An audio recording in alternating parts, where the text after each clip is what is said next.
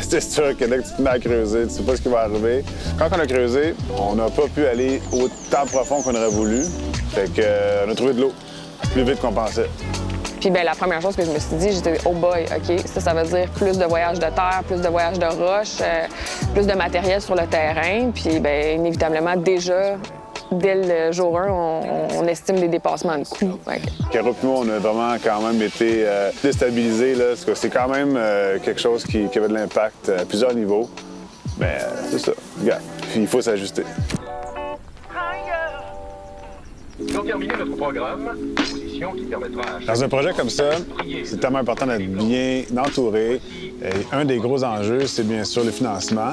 Donc, nous, depuis le début, on parle avec les gens chez Desjardins, qui sont d'ailleurs ceux qui sont les plus implantés pour le genre de projet comme nous, en autoconstruction. Salut Soleil, notre conseillère Desjardins. Salut! Salut! Bien, toi-même? Ben oui! Je pense que ça avance bien pour les travaux. Vraiment, on est très heureux. Ça a enfin commencé, là. Tu sais, c'est un projet qui demande beaucoup de préparation. Là, on a plein de questions pour toi. Donc, pour un projet comme le vôtre, comment ça fonctionne? C'est qu'on va diviser le projet en 5 déboursés. Vous faites certains travaux et vous contactez ensuite votre institution financière qui va envoyer un évaluateur agréé constater de l'avancement des travaux. Une fois qu'on reçoit le rapport d'inspection, on peut débourser l'argent pour la première étape, en fait. Et ainsi de suite pour les autres débourses. Donc là, il nous reste à passer la demande pour l'évaluateur.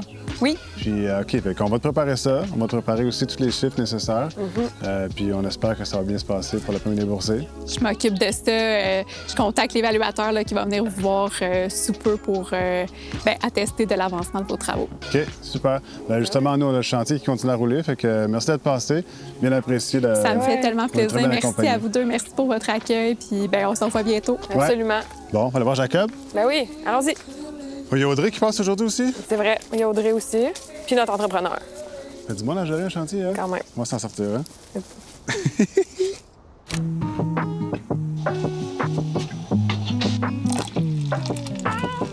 Alors, murs qui s'en viennent. Yes, sir. Grosse étape, hein, ça? Allons voir ça. Pour nous, c'est une première expérience de construction. Puis, bien, on a fait le choix assez audacieux d'être en autoconstruction qui, donc, par définition, fait qu'on est notre propre entrepreneur général. C'est-à-dire qu'on gère tous nos corps de métier, puis fait que la séquence, là, donc, entre les gens qui sont venus creuser, les gens qui vont venir faire des fondations, puis tout ce qui va s'enchaîner ensuite, bien, c'est ça, il faut que ce soit bien planifié. T'as des surprises, t'as des termes, t'as plein de choses que, pour des gens qui travaillent en construction, ça fait du sens, mais pour quelqu'un qui fait de la photo, puis de la vidéo, de la production, c'est un monde complètement à part, là. Fait que là, on a 3 pieds de semelle en béton, qui est donc à peu près à 3 pieds dans le sol. Par-dessus ça, on vient mettre un mur de gel qu'on appelle d'environ 5 pieds d'eau, qu'on va tout remblayer. Puis par-dessus ça, vient s'installer nos murs. Ça avance bien? C'est super. Audrey, dans le fond, quand elle est embarquée dans le projet, tout de suite, on a vu une connexion. Elle est venue sur le terrain, on l'a invitée à venir sur le terrain avant même qu'on commence à discuter de plans et du projet. On a dit, viens voir le terrain, dis-nous si tu ressens une bonne vibe ou comment tu te sens ici, puis est-ce que tu as envie de travailler avec nous sur un petit format de maison. J'avais décidé de sortir les premières ébauches pour juste comparer à quoi un plan de non-professionnel pourrait ressembler. Et ensuite, on a un plan de professionnel. C'est pour ça qu'on fait affaire avec les spécialistes. Hein? Ça commence toujours avec des sketchs. Là, on pensait qu'on était bon. Puis là, là, j'ai fait un plan 3D avec des murs en diagonale. Je me rappelle de celui-là. On dirait que j'étais dans Sims. Je pense que le premier test qu'un couple devrait faire, c'est d'écrire les principes de base, faire les plans, les amener à toi, puis après ça, on décortique le tout. Puis si tu es sur la même longueur d'onde dans les principes de base, c'est supposé aller bien. Parce que ça dans le processus de conception, de design de la maison, on s'est rendu compte à un certain point qu'il y avait beaucoup d'inspiration avec la vanne. Ce qui nous a inspiré le plus de la vanne neuve, c'est la proximité de la nature, je pense. Puis nous, la vanne, comment elle est construite, c'est qu'elle a des fenêtres 360. Donc, quand tu es à l'intérieur de la vente, tu as toujours l'impression d'être à l'extérieur. C'est ça qu'on voulait aussi apporter dans le projet. Puis c'était un des éléments numéro 1 qu'on avait dit à Audrey. Jacob vient de me texter. OK. Il arrive. Fait que, écoute, depuis le temps qu'on y jase du projet, toute l'aide qu'il a apportée aussi, sans lui, je pense que ce projet-là ne serait pas ce que c'est aujourd'hui. Non. Il a construit quand même cette toute maison. Fait que je l'accueille, puis on fait le tour du chantier avec lui. OK, tantôt.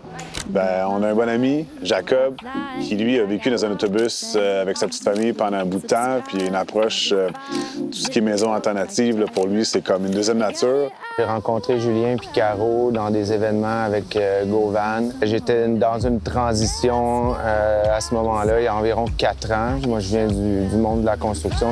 Jacob!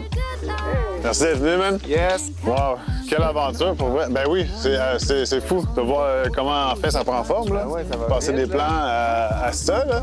Aujourd'hui, on installe les murs. Nous, c'est des panneaux, des 4 par 9 environ, qui vont avoir été donc pré-isolés et pré-coupés. Donc, ça s'installe très vite, puis c'est très performant au niveau de tout ce qui est isolation. Puis la beauté de la chose aussi là-dedans, c'est que ça fait un chantier très propre. Parce qu'au lieu de couper beaucoup de morceaux puis d'avoir beaucoup de déchets créés sur le chantier, ces murs-là arrivent, ça s'installe comme des murs de Lego presque, puis ça va très vite. La stratégie qu'on a prise, grâce à toi, d'ailleurs, merci de m'avoir mis en contact avec ce fournisseur-là. Ça arrive tout déjà, les fenêtres sont les fenêtres coupées et tout. Fait qu'on se voit toujours pour le souper à soir?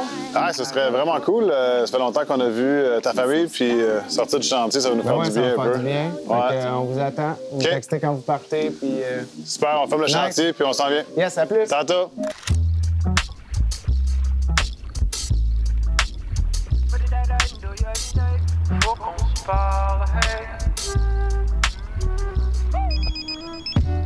Allô, Fanny! Allô, Blanche! Salut, Jacob! Ben oui, on a mis les essentiels, là, ce qui manquait. On peut dire que chez Jacob, c'est un beau petit domaine, effectivement. Ce qui nous a inspiré de chez Jacob, lui, est rendu déjà plus loin. Donc, il y a 1 an d'avance sur nous, sur le projet. Il est carrément off-grid. C'est une approche vraiment différente, mais avec finalement les mêmes valeurs, si on veut. Il est avec sa petite famille dans le bois, puis avec leur gros jardin. C'est vraiment trippant. Là. Ici, C'est toi qui as fait ça? Ouais, j'ai mes carottes. Wow. Après ça, j'ai mes tomates. 2 plants de tomates. Après ça, il y a un haricot qui va grimper ici. Il y a une section où il a fait creuser un petit lac, fait qu'il a ensemencé des truites, fait qu'on peut aller pêcher même chez eux.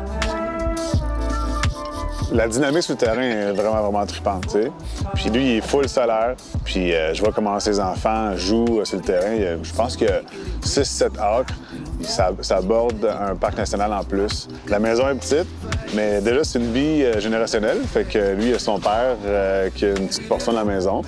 Tu vois comment ses enfants, sa blonde, Fanny, ils sont bien là-bas. Là. Moi, ça m'inspire beaucoup. Mais là, tout ça fonctionne avec l'énergie solaire? Ben oui, bien, je vais te montrer ça en bas. Ouais? Ah ouais, je vois les batteries. Les panneaux solaires rentrent au contrôleur de charge.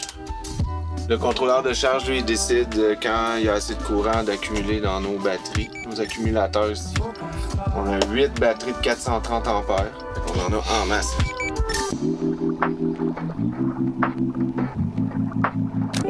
Hey, c'est une belle machine, ça? T'as déjà conduit ça un côte à côte? Ben oui. OK. Bon, allons chercher du bois. Attends-toi. Il me dit attache-toi, tu sais. La chose que j'ai le plus peur, c'est que ça fait quand même 7 ans que mon chum habite dans une van, OK? Qu'il n'y a pas le stress financier de payer une hypothèque, qu'il n'y a pas besoin de revenir le soir à un point A, point B. Puis moi aussi, les 2 dernières années, je fais partie de l'aventure avec lui, puis on le vit ensemble. Puis j'ai peur qu'on ait une espèce de blues. On est tellement habitués justement de voyager puis de partir que j'espère que ce camp de base-là va nous faire sentir confortable puis bien, puis qu'on va vouloir revenir. Au final, pour moi, le camp de base, en fait, ne va pas devenir sédentaire tant que ça.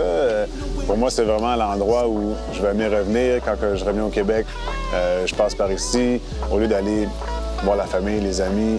Bien, maintenant, avec le petit qui s'en vient, ça va être ici qu'on va vouloir être. Pas parce qu'on n'est plus 100% du temps sur la route que notre approche de la vie change. On ne devient pas sédentaire pour autant. Je pense que c'est d'avoir le camp de base, être prêt à partir, prêt à l'aventure. Moi, c'est comme ça que je suis heureux.